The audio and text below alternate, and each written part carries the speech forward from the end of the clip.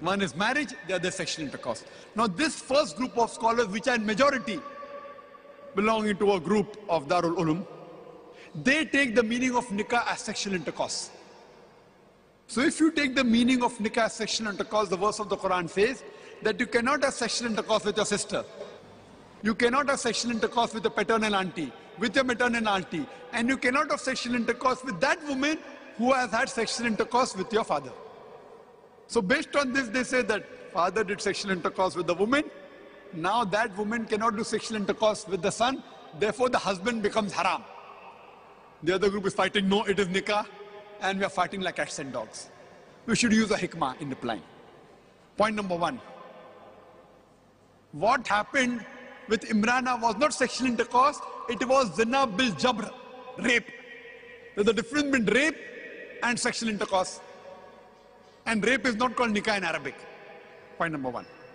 That answers. No, no, no. You're playing with words. It is the same. No problem. See, as I told you, if someone says something wrong, there's a technique of debating. If someone says 2 plus 2 is equal to 5, instead of arguing, I will say, okay, take 200,000 dirhams, take 200,000 dirhams, now give me 500,000 dirhams. He'll say, no, no, no. Turn the tables over. So when I was asked this question, I told that I agree with you for sake of argument, that nikah means sexual intercourse.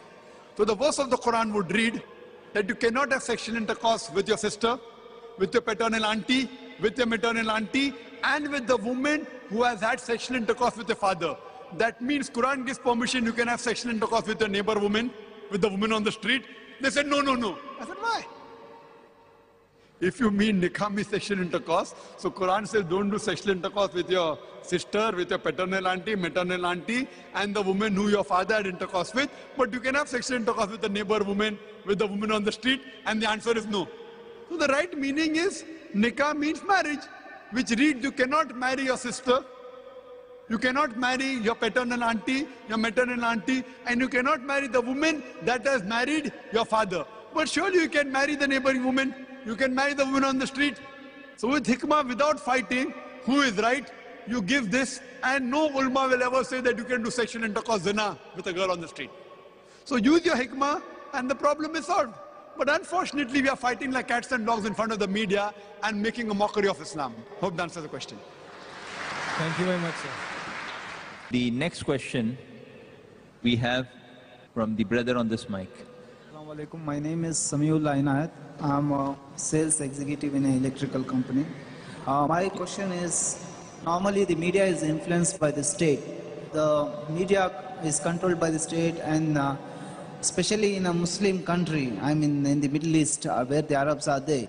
So how, now what I have heard in the talk is generally it was for the general public, but how the rulers of the state can improve the Muslim media in this level. As I said in my talk, that the Muslims have got media, not that they don't have, but they are mainly concentrating on the Muslims themselves. In India, we have Urdu media read only by the Muslims. In Pakistan, Urdu media read by the Muslims. We have here Arabic media, Arabic channels are there, many. Good and bad, many. But they're mainly focusing on the Arabs. That is fine. If the channel is good in Arabic, it should continue. I'm not saying it is wrong. If it's a good channel on the lines of the Sharia, like Madhab channel, etc., they're good channels. That is not sufficient. What I'm telling, you should have a media in the language which is the international language, so that you can change the view of the international people. You can change the view of the world. Only by telling that Muslims are good among the Arabs, where most of them are Muslims, it's not something great. We should have a media in the language which is the international language. So my request is that fine, you may be ruler of an Arab country, but why don't you launch an English Islamic channel which propagates the true teaching of Islam, and it is shown throughout the world. In America, in Europe, in Australia, in Middle East, in Asia, why not? So that we can change the view and at the same time convey the message of Islam, which is fard on every Muslim. Thank you. There's a brother who asked on the slip. His name is Kaisar Rahman. In the 21st century, we have people from all over the world to earn their bread and butter from the Islamic world. But tell us how we Muslims don't have any media parallel to BBC or CNN. Why? I have given a full talk on Islam and media, and the person is asking why. It is like the full story of Romeo and Juliet is over and you're asking me Romeo was a girl or a boy. Whether the full talk I gave on Islam and media, why we don't have it's our fault. So the full talk was based on that. Maybe the question was written before my talk started. Therefore I prefer, asking on the mind. Many people have the question in their mind before and they write it down, and irrespective of the talk is, they give the question. So the full talk was based on that. If you want to hear it again, you can take the video cassette and see it as many times as you want. Assalamu alaikum, doctor. My name is Hisham Jafar Ali. I wanted to ask you if we are allowed to watch cartoons.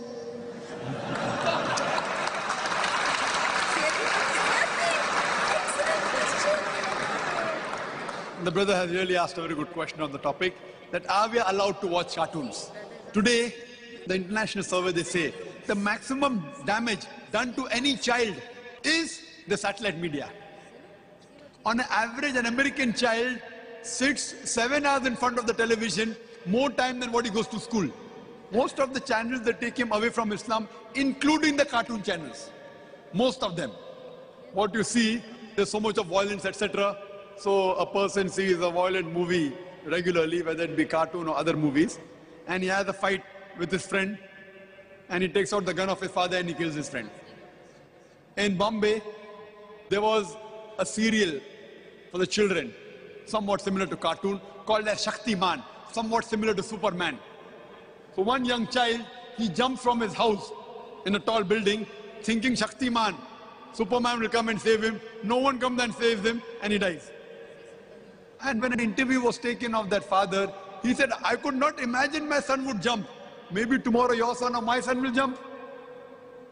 Therefore, the impact of the media is so great that it blinds the person. And it causes maximum damage to the children. That's why we have started a school in Bombay by the name of Islamic International School. One of the criteria to get admission is that you should not have a cable TV in your house. No satellite TV, it's a shaitan. It's a shaitan. So people ask me, then how will we watch Peace TV? Point number 1. By watching Peace TV, if you're allowing hundreds of shaitan channels to come in your house, don't watch any, that is better. Let a small loss take place to prevent a big loss. But we have made provision that if you have a special dish and a decoder, you can only watch Peace TV and no other channel. So we'll see to it that's available even in the Middle East. Buy a dish, investment of few thousand rupees or a few hundred dirhams. You don't have to pay monthly, whatever fees that you're paying out here, or 200, 250 rupees monthly. Invest a few thousand and all the people in the building can watch. Have one decoder, it will only catch Peace TV and no other channel.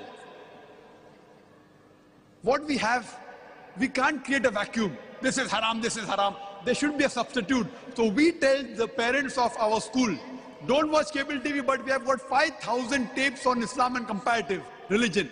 Every day if you watch one for 3 hours, it will take you more than 13 years to complete the library. So by the time your son passes the school or your daughter passes the school, every day if you watch one, yet you not complete the library, and the next 13 years we may have one more 5,000 inshallah. In our Islamic video cassette library, we have cartoons for children, but they are on Islamic lines. So surely, my son, you can watch cartoons which are based on Islamic guidelines, talking about the Quran, talking about the Hadith of the Prophet, various cartoons we have got. But these cartoons get you closer towards Islam, not away from Islam. Otherwise, the other cartoons like Tom and Jerry, Batman, Superman, they have got no moral value. They take you away from Allah subhanahu wa ta'ala. There's so much of violence. So we have got Islamic cartoons like Muslim Scouts and various other cartoons like Fateh Sultan, which has a moral story and it gets the person towards Islam. So my son, if you want to watch cartoon, watch the Islamic cartoon which takes you towards Islam, but not those cartoons which take you away from Islam. Hope that answers the question. The next question on the slip from Brother Muhammad Hussain Asadi. At the time of Prophet Sallallahu Alaihi Wasallam, when he was alone, the Kafirs' anti-propaganda turned in favor of Islam. Don't you think this time also it will be the same? The question posed is that at the time of the Prophet, many people who did propaganda against Islam, they turned in favor of Islam. And that is what we should always want. I remember the second last time I was in UK, I gave a talk on terrorism and jihad. And similarly, the question of Osama bin Laden was there, and I said that the reply which I gave here, that the main person to blame is George Bush as a terrorist. There was a youngster who got up from the audience and said, "Death to George Bush," and people clapped. Now, I as a Dai, I'm trying to convince non-Muslims of UK with hikmah, and a youngster gets up from the audience and says, "Death to George Bush," and believe me, all my effect gone down in vain. I'm a Dai. Everyone clapped. I got up and I told our beloved Prophet, there were two Umars who were very strongly against Islam. And a Prophet prayed to Allah, at least give hidayah to one Umar, and Umar bin Khattab, radiallahu anh, he accepted Islam. So we should pray to Allah that give hidayah to George Bush. Why should we want death to George Bush? If he's a strong enemy of Islam, if Allah gives him hidayah, he will fight in favor of Islam. So we should pray that, Ya Allah subhanahu wa ta'ala, give hidayah to George Bush, give guidance. And when I make this statement, no media can blame me. What I've said is wrong. So we should answer with hikmah, and we pray to Allah subhanahu wa ta'ala that he should give hidayah to such people. Ameen. That's winning over rather than defeating the spirit of Islam. The next question from the brother on the left. Assalamu alaikum wa rahmatullahi wa barakatuh. My name is Khalid Hussain, and I'm working as an electrical engineer in ETS group of companies. My question is, does Islam permit media? Because during the time of Muhammad sallallahu alaihi wasallam, there was no any means of mass communication as mentioned by you. So could you please justify by quoting any of the surahs or any Sahih Hadith? Thank you. The brother has posed a question that at the time of Prophet Muhammad sallallahu alaihi wasallam, there was no mass media. So does Islam permit media? Can you quote a Quranic verse or Hadith? Brother, point to be noted. As far as ibadah is concerned, what is mentioned is fard. This is the law of the Sharia. In other things, in the mamlat, in day-to-day life, what is mentioned as haram is haram, everything else is halal. For example, pork is haram, haram. Alcohol is haram.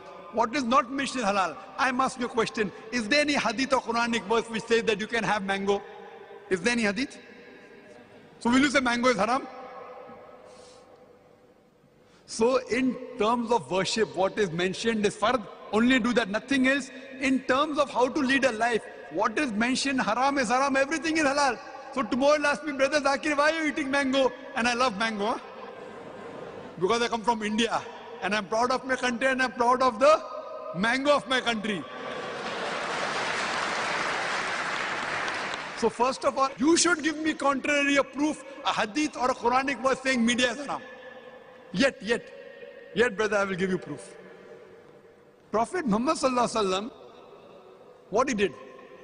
He dictated letters to non-Muslim kings, to the kings of Abyssinia, king of Yemen, of Persia, asking them, quoting the verse of the Quran of Surah Al-Imran chapter 3, verse number 64, Qul ya ahlal kitab, say o people of the book, ta'alaw ila kalmatin sawa'in bayna baynakum, come to common terms as between us and you. Which is the first term? Allah na'budu illallah, wa la nushrika bihi shay'un, that we associate our partners with him. وَلَا يَتَّخِذَ بَعْضُنَا بَعْضًا أَرْبَابًا مِنْ دُونِ اللَّهِ, that we erect not among ourselves lords and patrons other than Allah. فَإِنْ تَوَلَّوْا, if then they turn back, فَقُولُوا شَهِدُوا, see ye bear witness, بِأَنَّا مُسْلِمُونَ, that we are Muslim, bowing our will to Allah. He dictated letters and he sent them on horses. Today's little Mercedes car, or what I want to call, jet planes, in different directions, asking them to accept Islam. That was media at that time.